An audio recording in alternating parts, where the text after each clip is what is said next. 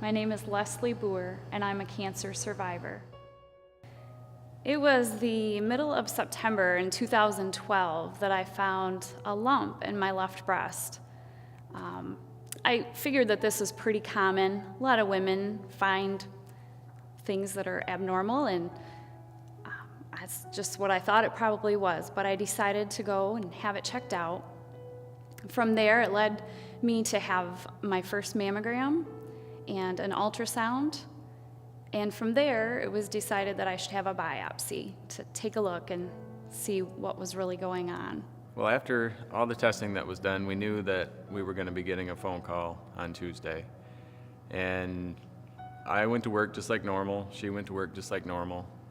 And then I got the phone call from her sometime early in the afternoon after the doctor had called her with the diagnosis that cancer was indeed the diagnosis. I have a history of breast cancer in my family, so I knew that it was a possibility someday, but not at age 36. I called my husband, my parents, and my siblings, let them know. It was news that nobody was ready to hear, but it was reality for us. And it was rough. I'm sure you can imagine. It's kind of rocks your world and it makes you wonder what's going on. I broke down and cried. Pretty much all the office staff that I work with cried as well. They cried with me. It was a really rough time.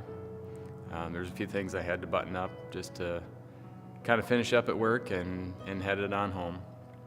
My husband was going to finish up at work and meet me at home, and so I had to go and pick up the kids and pretty much just pretend like everything was okay until we got home and we were able to sit down and talk to them.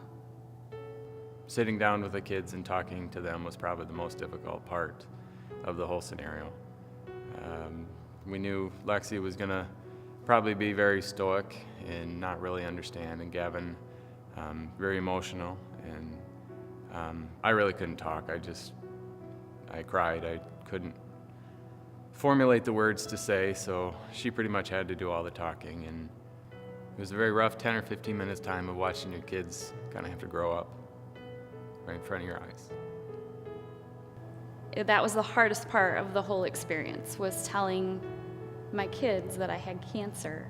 I didn't want to use that word to them because I knew it would scare them, but yet I had to. That night, Kyle took Gavin to football practice, and I took Alexis to dance, and I felt like the world needed to stop because my world was turned upside down, and yet we had to keep going, had to keep things normal for the kids. That was part of what helped me through a lot of this, was the kids and just trying to keep things light for them, keep things going for them so that it wouldn't be such a scary experience for them to go through. Normal meant, getting groceries, going to orthodontist appointments. It meant going to work and doing those things that we always do. I remember getting groceries with the kids not too long after I was diagnosed, and it was October, so it was Breast Cancer Awareness Month, and so all of the announcements and pink labels and different things on all the products were all there right in front of us. And I just remember I had a hard time with that shopping trip, and we were walking through the store, and my daughter said, "Mom, October is Breast Cancer Month, and you have breast cancer in October. That is so cool." Just was one of those funny things that the kids would say, among many, during this whole experience.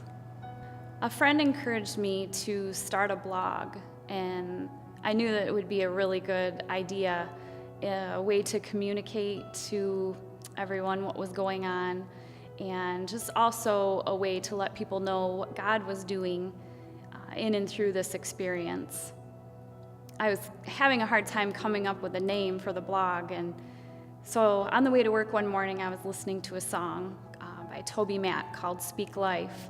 And the song just really talks about how the words that we say, how they impact others. And I just knew that I wanted to use this experience to point people towards God, and that the things that I said were going to be really important. And so I ended up titling my blog, Speak Hope. I just wanted to be able to help others that may be in a similar experience, or others who are facing other difficulties, to know that there was hope. My first blog post on October 4th said, "God has already shown himself to me in his promises and the wonderful people he has placed in my life. I would never have wished to have cancer, but I do, and I choose to speak hope." As I proceeded through all of the testing, MRI, CAT scan, PET scan, bone scan, blood work, there was one verse that just kept going through my mind as I would lay there during all of these unknown procedures. It's Deuteronomy 31:8. "The Lord himself goes before you and will be with you. He will never leave you nor forsake you." Despite everything that was going on, I just had this incredible sense of peace. And really, everything just fell into place. My appointments, the timelines with everything, it all went so smoothly, and it was just very evident that God's hand was involved. Shortly after all of these tests, I had surgery, a lumpectomy, to remove the cancer, and I just felt a peace during that it was just unbelievable, and God was just very much with me through every step, every procedure. The surgery and recovery went well, and next up was chemotherapy. This was what I was most worried about. I was worried about feeling tired all of the time and just all of those unknown side effects that you hear about. I was scheduled to have 4 treatments. They would be one every 3 weeks. Just after Thanksgiving, a couple weeks after my first treatment, my hair started falling out. Mostly in the shower, and this happened a couple of days, and it was at that time that I was having a hard time keeping up with shampooing this hair that was coming out, that I decided that it was time. I was just gonna have to do it. That night, the kids made some signs, and I made some signs, and they had Bible verses on them, and just some different cute little things that the kids thought to say, things like bald is beautiful, and it's just hair, it'll grow back, and just little things like that. We put them all over the bathroom mirror, and so I decided to try to make this fun and not scary for the kids. So gave Alexis a pair of scissors and let her just cut away for a while and let her style my hair however she wanted. Gavin got a chance to do that too, and then at that point, then Kyle helped out with the buzz clippers, and everybody just took a chance at shaving all of the rest of it off. It was hard, but I never cried about losing my hair. I think that I had a pretty good perspective on it, and that it was just hair, and it would grow back, and that really wasn't what was important in life. Finishing chemo was such a relief. In my eyes, the worst of it was over. Next up was radiation. This required 33 treatments, and I drove to the cancer center 5 days a week. A lot of times a friend or a family member would drive with me, which was very helpful because I was usually in the car longer than I was actually doing the procedure, and so that really just helped make those those treatments go smoothly. There's a lot of milestones during this experience, getting through the surgery, getting done with chemo, getting done with radiation, and actually just recently, another milestone, which was my 1 year since diagnosis.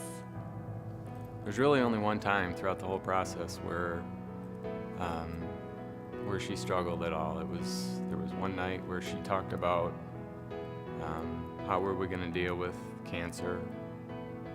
Was she going to have to deal with it over and over again?